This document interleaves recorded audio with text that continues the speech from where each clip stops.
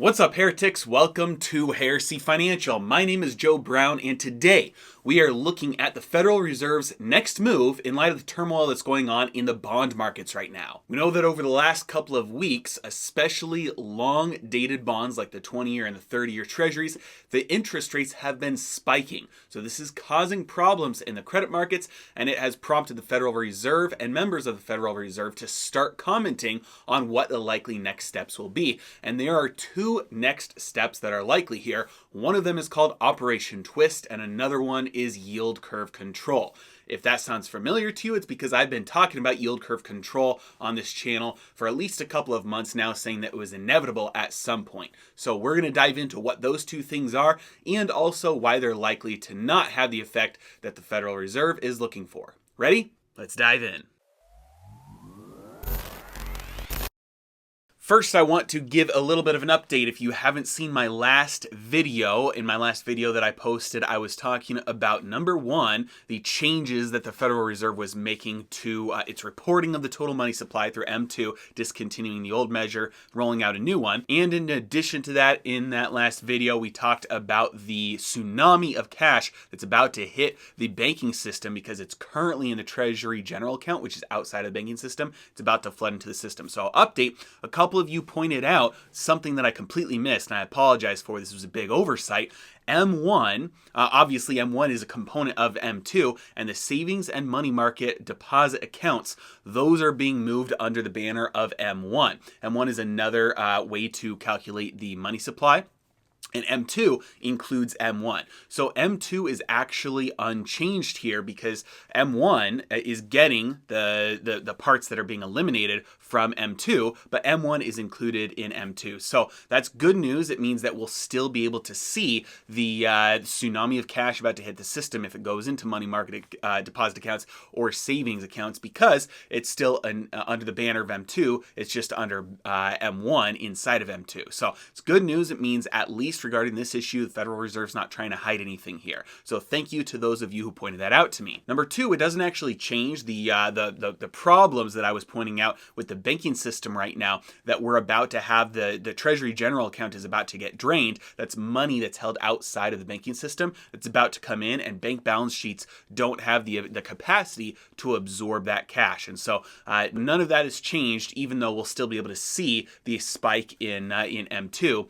From this $1.2 trillion drain on the Treasury General Account coming probably by the end of this month. All right, so there are two moves that the Federal Reserve may employ soon here to try and deal with the turmoil in the credit markets, specifically the fact that the yield curve is steepening rapidly. But before we dive into either Operation Twist or yield curve control, I want to give a brief primer for anybody who's unaware of the relationship between bond prices, bond yields, interest rates, and inflation, because it's imperative to understand the relationship here to understand why Operation Twist and yield curve control will have the effects that they will. Number one, what is a bond? A bond is simply debt. I owe you $100. Now, if I owe you $100, you can take that contract that we have, the fact that I owe you $100, you can transfer that debt to somebody else by having somebody buy that from you. Let's say this debt, I borrowed $100 from you, and it comes with an interest rate of 1%. That means that when I pay you back, I'm going to owe you $101. So you've loaned me $100, you're going to get back $101. That's a 1% interest rate on the loan, on the debt, on that bond, right? You can sell that debt to somebody else. So you can go to somebody else and say, hey, I don't want to own this debt anymore. I need to do something else with my money. And you can sell it. And somebody else then could buy that debt from you. They would pay you $100. And now, instead of me owing you $101 at the end of the loan, I owe them $101 at the end of the loan.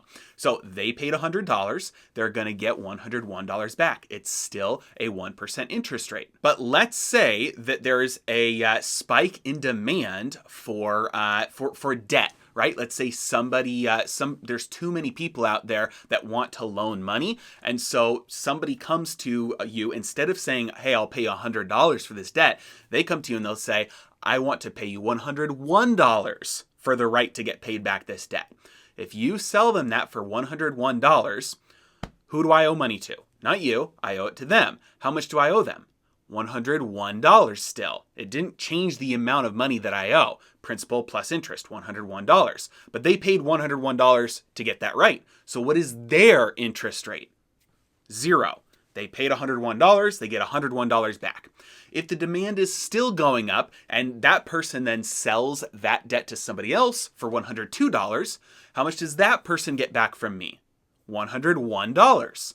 So now their interest rate is negative. They lost $1 on that transaction. Similarly, if the demand drops for debt and nobody wants to loan money, you wouldn't be able to sell this debt to somebody for $100 or $101 or $102. You'd have to sell it for maybe $99 or $98 or whatever amount it goes down to. And so you sell that debt to somebody else for, let's say, $90. So somebody gives you $90. That means that you took a hit on that, right? You loaned money out at $100 and you got back $90. You lost money on that. Now that new person, they bought debt for $90. How much is going to be paid back to them at maturity? $101. So that person gets a 12% yield on their debt because they paid $90 for a debt instrument that will pay them back $101. That's a 12% yield. So that's the relationship between bond prices and bond interest rates. If bond prices go up because everybody's buying bonds, that means they're loaning money. That's the exact same thing. It's just two different ways to say the same thing. That means interest rates go down to the point where if you purchase more, if you spend more on the bond than you'll get back at maturity, plus, total principal plus interest, that means your interest rate is actually negative. You're losing money guaranteed. And the opposite is true as well. If everybody's selling bonds because nobody wants to loan money, interest rates spike. They're directly inversely correlated to each other. And that is the role that supply and demand plays on the bond markets as well. If everybody in the bond market starts selling and dumping debt, prices plummet, interest rates spike. If everybody in the bond market is buying debt, which means they're loaning money, that means that is going to lift bond prices, which pushes bond yields, the interest rates, down. So that's how supply and demand interacts with the relationship between bond prices and yields. So what does inflation have to do with this? Inflation, the amount of purchasing power that your dollars are losing every year, is how you calculate your real return. Because if you loan money, you loan $100, you get $101 back. But let's say there was a 1% inflation rate that year, the general cost of living, the general cost of prices rose by 1%. That means that, at the beginning when you loaned the $100, you could have used that to go out to a restaurant, dinner for two. And at the end, when you get your $101 back, now, if you want to go out to dinner at a restaurant for two, it'll cost you $101. So just because you have a return, a 1% yield in nominal terms, that's the number that's assigned to it, the actual number that's there, nominal terms, doesn't mean that that's your return in real terms. You have to adjust the nominal number with the whatever inflation is in order to get your real return. If you get 1% back or 5% back, but inflation is 6, 7, 8, 9, 10%, you're losing money. You're losing purchasing power. Now, here's where we get into the current dilemma with the credit markets and the Federal Reserve's next steps. Right now, inflation expectations have been going up.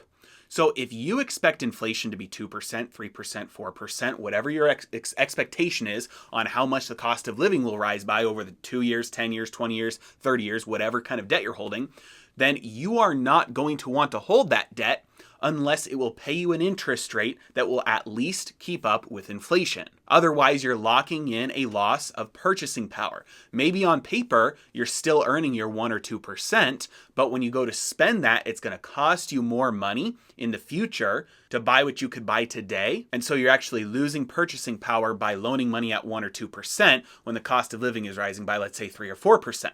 So because of this, everybody in the market right now is selling bonds. They don't want to hold debt that's paying them 1 or 2% if they think inflation is going to be 3 or 4%, let's say.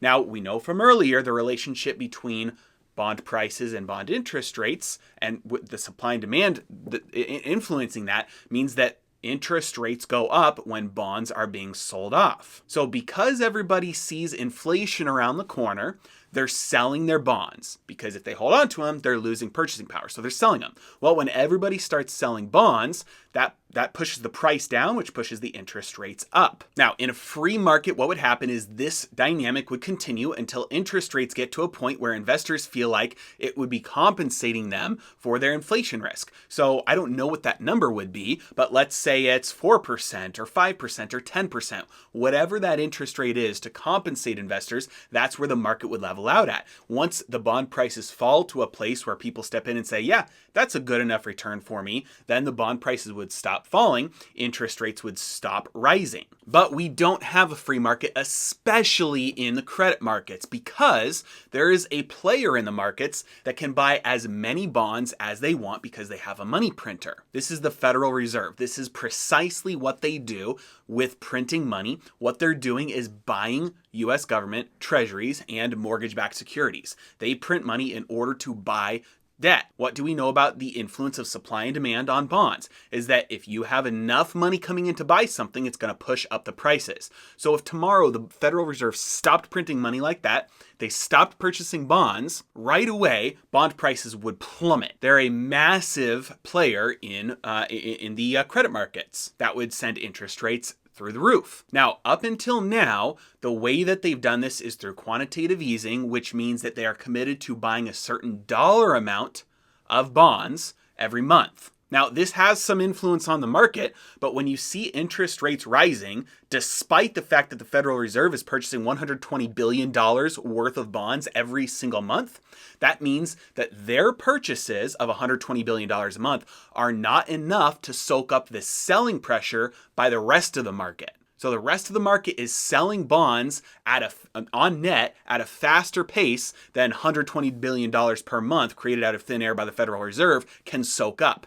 That's pushing prices down, pushing interest rates up. So why is it a problem if interest rates go up? Because if they go up too much, corporate America and the US government are insolvent. And here's why. Most corporations in America and the federal government are only able to continue spending because they're borrowing enough money to fund their current expenses and to pay off the loans of their old debt that's coming due. It would be like if you earn, let's say, $30,000 a year, but you spend $60,000 a year. You'd have to make up the difference by borrowing. And this is persistent. This isn't just a one year thing. And so every single year that you have the additional, you're spending double what you bring in income.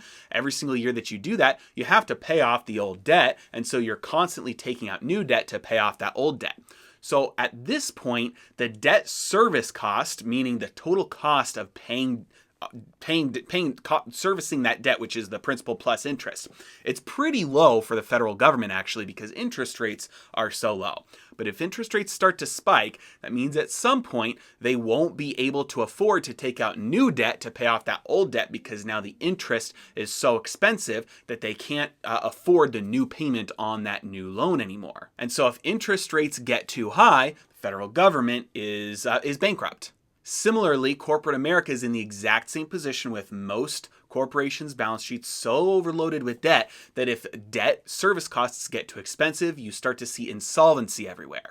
So it is very important to the Federal Reserve that they stop something like this from happening, where we just see a cascading insolvency event sweep across the nation. And so, especially over the last couple of weeks, as interest rates have started to spike because everybody is selling bonds at a faster pace than the Federal Reserve is buying them, they're looking at this and thinking, what can we do? And this is where we get to Operation Twist and yield curve control. Number one, Operation Twist. This is a tool that they have employed before that is not as fancy as it sounds, and it is something that allows them to try and manipulate interest rates even more without adding to their balance sheet more than they already are. Right now, the yield curve is very steep. That means the short-term interest rates are basically at zero, and all the way over here at the long end, like the 30-year treasuries, they're up at like 2.27%. And so the yield curve is very steep. It's the steepest it's been in years. And so in order to address this, what the Federal Reserve could do is start selling their short-term debt and using the proceeds of those sales to buy the long-term debt. What's the relationship between bond prices and bond yields? When bond prices go down, yields go up. When bond prices go up, yields go down. So if the Federal Reserve starts selling the short-term debt that has, let's say, 0 interest rate, that starts to push up that side of the yield curve. And if they start buying the 30-year treasuries, let's say, with those proceeds, that starts to push down the yields at the long end of the yield curve. So what are the problems with this? Well, the composition of their balance sheet may not be enough in order to have a meaningful impact on the yield curve. It's possible that because the market right now is selling more than they're buying, pushing up yields across the yield curve, it's possible that if they start to do this, yes, it would probably push up the short end of the yield curve, but it might not be enough to pull down interest rates on the long end of the yield curve. And if that's true, if that's the result of them trying, an Operation Twist, it's a problem because the federal government's debt is primarily short-term debt. They don't hold a lot of their debt in 20 and 30-year treasuries. A lot of their debt is short-term debt, and so if those short-term yields start to spike because the Federal Reserve starts selling all of the short-term debt off their balance sheet, that could pose even larger problems for solvency of the government. Which means that if they try Operation Twist, it's likely that it won't have the effect that they want it to have of just fixing the higher interest rates that we're seeing, especially on the long end of the yield curve, especially the ramifications of higher interest rates, which means that yield curve control would likely be the next step. And here's where I want to be very clear here, that yield curve control is fundamentally different than quantitative easing, and it can have far more drastic consequences than something like quantitative easing. Quantitative easing targets a dollar amount purchase of debt over a specific period of time. Right now, $120 billion every single month. That allows the rest of the free market to operate around that. You still see fluctuations in interest rates as the free market buys and sells debt, as they're dealing with the cost of capital, as they're responding to inflation signals, and the market looks at interest rates as a signal to make decisions to operate in the market. Business decisions, investing decisions, and everything kind of stems from the cost of capital, from the risk-free rate. So yes, the Federal Reserve doing quantitative easing and buying all this debt every month has a massive influence on the market, and they're manipulating interest rates, but it still allows room for the free market to work around that. Yield curve control is fundamentally different because they're not targeting a specific dollar purchase every month. Instead, they're targeting specific interest rates. That means, let's say they want the 30-year, instead of being up where it is right now at 2.27%, let's say they want the 30-year to be down at 1.5% or 1% or wherever they want interest rates to be. That means that the dollar amount that they're printing to purchase debt is completely free from any actual dollar restraints in order to achieve the exact interest rates they want along the yield curve. Here's why that is so significant. Let's say you've got some old iPhones sitting on your shelf at home in your closet that you haven't used in years. They're just old iPhones and you don't know what to do with them because they're basically worthless. Probably a couple of them have cracked screens. They're old models. They don't even, let's say they're the 3G or the 3GS, and so they're completely outdated. They're worthless. But for reasons that are complicated in the financial markets, there's a buyer who's coming in and saying, I will buy every iPhone 3GS or older instead of for free, which is, the market. Let's say, I don't know how much these are going for right now on eBay, probably like $50. But let's say they come in and they say, we're going to buy them for $200. They're not worth $200, but everybody is going to sell to this buyer for $200 because it's free money. You're selling something that is worthless or worth a lot less, let's say $50, to somebody who's willing to buy them for $200. And their only goal with buying these things at $200 is to peg the price of them at $200. No other fundamental reason beyond that. Their goal is to peg iPhone 3Gs at a price target of $200. That means all iPhone 3GSs and older on the market will end up in the hands of this one buyer who's buying them at $200 because they're handing out free money. They're buying something for a lot more than it's worth. Similarly, bonds right now are trying to respond and adjust to what they're actually worth based on inflation expectations. If you expect inflation to go up, you're going to demand a higher interest rate on your debt. But if a buyer comes in and says, we're targeting a specific price for bonds, which is the inverse of the interest rate. We're targeting a specific price point, so we will buy and sell any amount necessary to get it at that exact price. Well, bonds aren't worth that right now. Bonds are worth a price point which increases their interest rate to compensate for inflation. But if a buyer comes in and says, we're going to pay a lot more for bonds in order to push down the interest rates and peg it at a certain price, and it doesn't matter how many of these things hit the market, guess how many of these things will hit the market? All of them. And I'm not making stuff up here. This is what's happened in other countries that have tried yield curve control in the past. The central bank absorbs the entire debt market. And the reason they will have to do this is because fundamentally, asset prices are determined by the credit of the companies that they represent. And if this whole credit market blows up, it destroys asset prices. But more so than that, credit markets like treasuries are what give the dollar its value. And so in order to keep the dollar having some global demand, they have to keep the price of treasuries elevated, meaning the interest rates low. But the irony of this is that in order to do that, they have to print more money, which is diluting the purchasing power of the existing dollars in order to do that. And we've seen this happen before, most famously 300 years ago in France. John Law and his Mississippi bubble, he printed money. He got a bank charter that became the central bank in France. He issued new paper money after illegalizing and getting people to stop using silver and gold as money. Everybody uses paper money, and it was backed up by shares of his Mississippi company, owned land in America. And in order to keep the value of his paper money inflated, he printed money to buy the shares of the company, the Mississippi company. Well, when you have to print money in order to buy shares of something to keep the value inflated, because the value of these things back up the value of the thing that you're printing, eventually that blows up. And that's exactly what the Federal Reserve and the United States government have to do today. Between a rock and a hard place, this is the game that they're playing. It's really the only option right now that they have, other than just letting it all collapse right now, which means that the likelihood that we are on the verge of extremely high inflation, price inflation, over the next couple of years is extremely high. Now, if any of you have questions about this that you'd like to ask me personally, if you're not aware,